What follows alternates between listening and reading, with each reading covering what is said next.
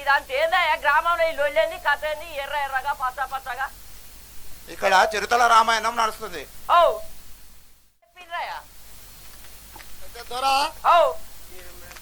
నీకు మాటలు మర్యాదలు చేసేంత ఈ రోజు మాకు టైం లేదు. ఈ రోజు మన్నిస్తే మా తప్పులు ఒప్పులు అన్ని రేపు నీకు చెప్పుకొని నీకు మర్యాదలు చెప్తాం. నాకు మర్యాదలు ఇయ్యాలంటే లేదంట. ఇవాళ కొద్దిగా సమయం లేదు దొర, మీరు మన్నించాలి పెద్దలు. అరే చల్లగానే ఉన్నది కదా, ఇక మాకు సమయం లేదు. నీకు సమయం లేకపోతే చల్లగా ఉన్నది, నీకు వేడి మీద ఉన్నది. ఈ రోజు మన్నించినావనుకో ఓకే, రేపు నీకు సత్కారం పక్కా కదా. పక్క సత్కారం చేసి నాకు సన్మానం చేసి నా సంసారాన్ని సత్కారం నడిపించాలి. ఈ సంసారం నువ్వు నడుపుకుంటే మాతోని కాదు. మరి ఏమంటాను సంస్కారం లేకపోతే వాట్సాప్ లో చెవి వాట్సాప్ లో పెట్టి ఫేస్బుక్ లో తీసుకొని తింటా. అచ్చా అట్లాగే కాదు. అచ్చా ఇది ఏమన్నా చిరుతల రామ ఇప్పుడు వచ్చేసాం ఏది అంటావు? విష్ణు వైకుంఠపతి. వైకుంఠం కథకి ఆలయం ఆయన చెప్పుర్రి. విధి విధి. ఓకే ఓకే రప్పి తొందరగా భక్త మహాశైలారా, వైకుంఠాధిపతి అయిన సృష్టికర్త మన రక్షకుడు ఈ సమయమందు ఈ సభ ముందుకు వస్తున్నాడు కనుక ఒక్కసారి కరధ్వని చేయగలరు భక్తవరులందరూ.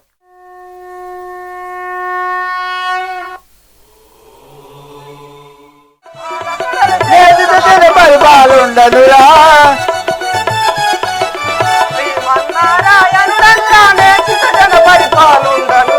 ప్రేమన్నారాయణుడనురా పరిపాలుండనురా కృతజన పరిపాలుండనురా. వైకుంఠము పరిపాలించే నా యొక్క నామము నీ యొక్క నామమైన విష్ణుమూర్తి అని వాడుతుంటివా? అవును కదా ప్రభు. నా యొక్క సఖీమనైన శ్రీ లక్ష్మీదేవి. నీ యొక్క సఖి అయిన శ్రీలక్ష్మీదేవి. నా ముద్దుల చెల్లెలైన భూదేవి. నీ చెల్లెలైన భూదేవి. మహాప్రభు ఆ సింహాసనంపై కూర్చోం.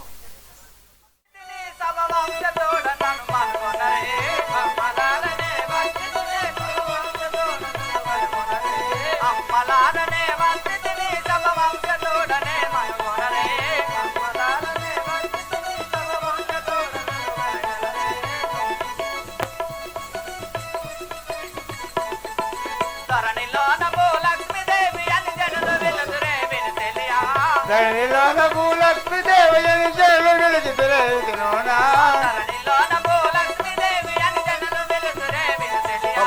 ధరణిలోన భూలక్ష్మీదేవి అని జనులు వెలుగుతురే సభలోనా. ధరణిలోన భూలక్ష్మీదేవి అని జనులు వెలుగుతురే సభలోనా.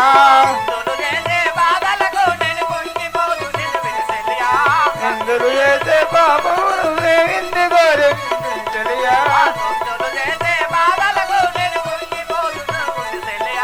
ఇందులు చేసే పాపము ఉంది దాని కొన్ని తెలియా.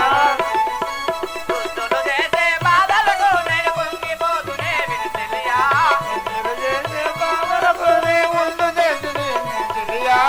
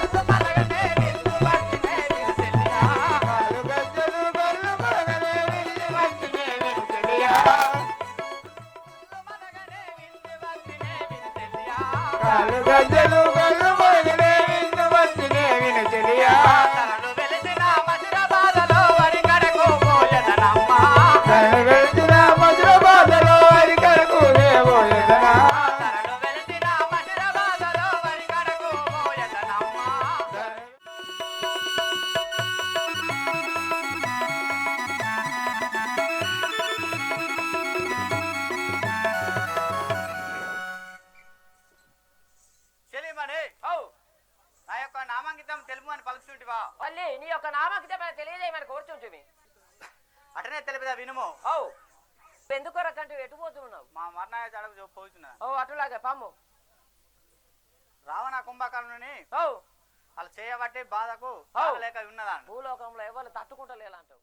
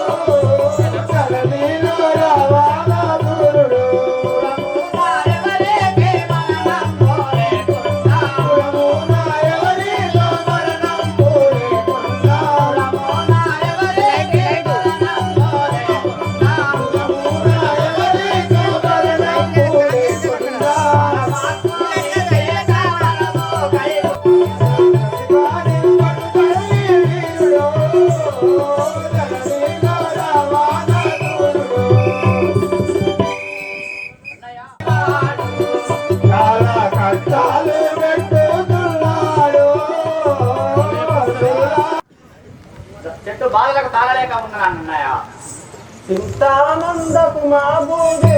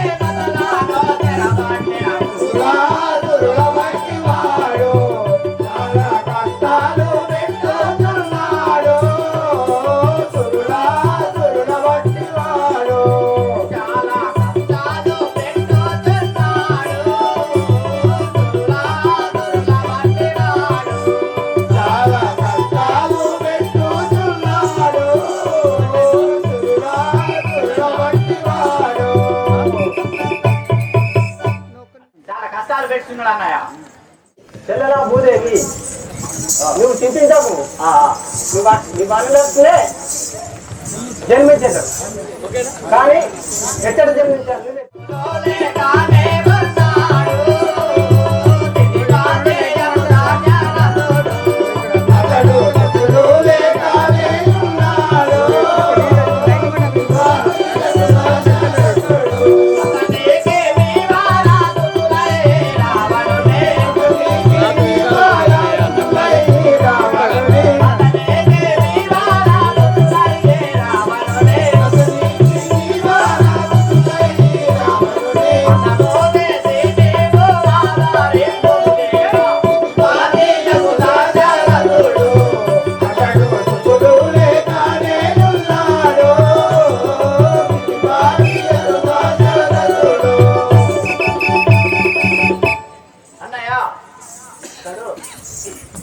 అయోధ్య అందు దశరథ మహారాజుకు సంతానం లేక చింతించుతున్నాడు.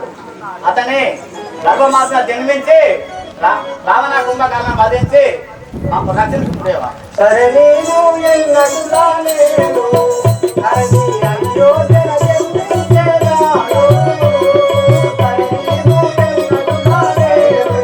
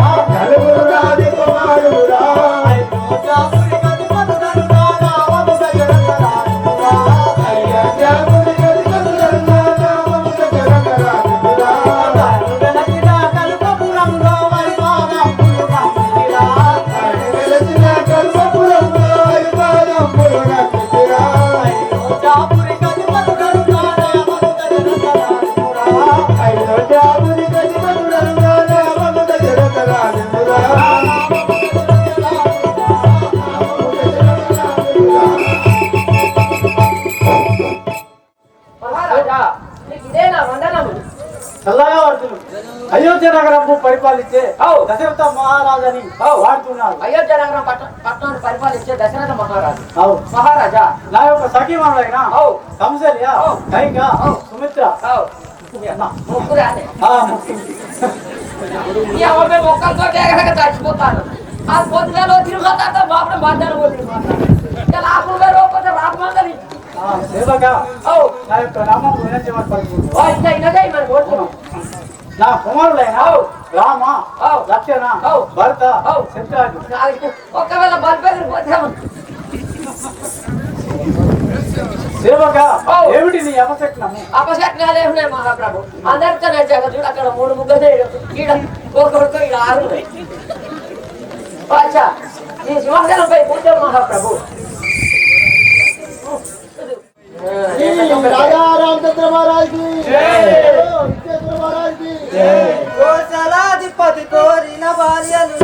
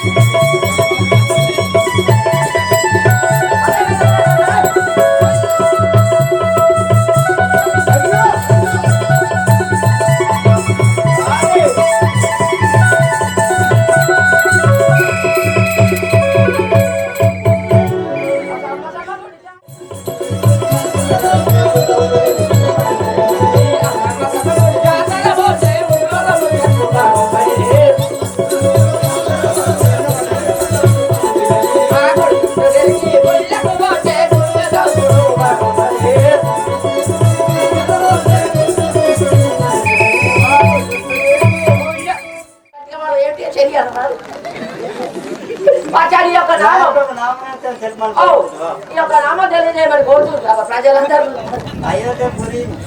పరిపాలించే దశరథ మహారాజు గారి దశరథ రాజు గారి పెద్ద ఇంకా కూడా ఉన్నారా? పిచ్చింది చెప్తుందా? నా యొక్క నామాంకితమైన కంసల్యాదేవి అని అందరు. నా యొక్క కుమారుడైన శ్రీరామచంద్రుడు ఇప్పుడే భర్త వద్దకు వెళ్ళారు.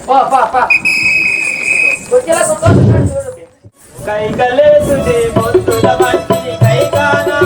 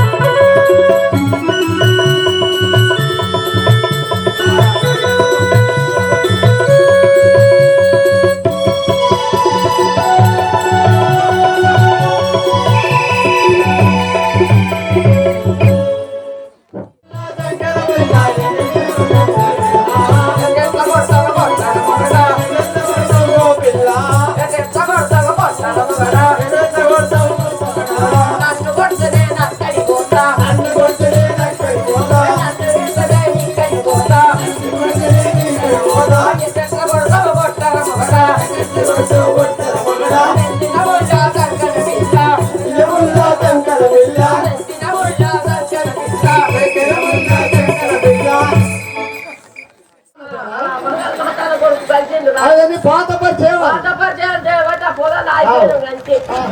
పిల్ల పిల్లని కరువులో తింటారు అన్నాడు. కరువులో ఈ మధ్య దగ్గర పోయి పడ్డలేదు అయ్యో ముద్దకు పెట్టుకుంటలేదా అట్టే రావాలి ఇక పడ్డారు పిల్లే చెప్తారు. అయోధ్య నగరము పరిపాలించే దశరథ మహారాజు గారి రెండవ భార్యను కైకదేవి